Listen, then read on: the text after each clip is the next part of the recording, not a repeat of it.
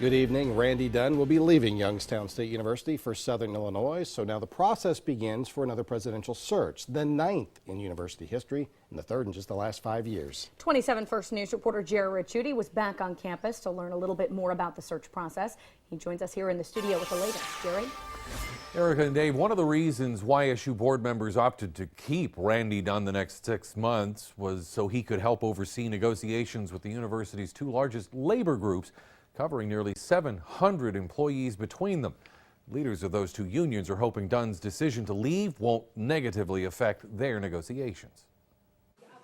Just hours after telling them he would be leaving later this year, outgoing YSU President Randy Dunn was back again with members of the University Board of Trustees. He sat in on a series of previously scheduled committee meetings. We want to have an amicable relationship for the next 6 months to come.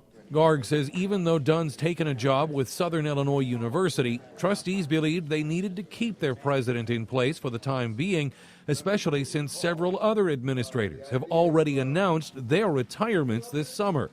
For now, the board's first move will be to create a new search committee and talk with the consulting firm that brought Dunn to YSU. Because this president is leaving in less than 1 year, if they will do this search for us free, and we had to pay only the expenses for it. In the meantime, reaction across campus seems to be more of disappointment and regret than of anger.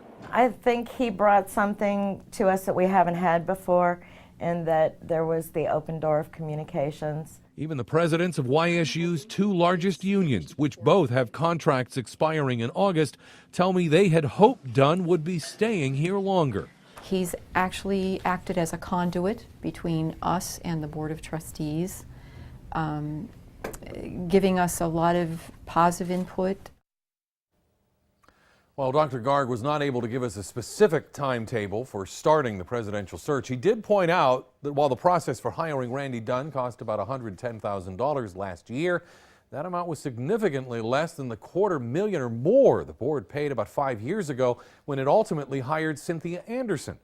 By the way, word of Dunn's leaving is apparently spreading quickly. The chairman tells me he's already received his first application for the president's job. Dave? All right, Gerry, quite interesting there. Now, the trustees may meet as early as next week to decide how to proceed in filling the university presidency. You can count on WKBN to be there every step of the way as that search progresses. And as always, more detailed information on the story online at WKBN.com.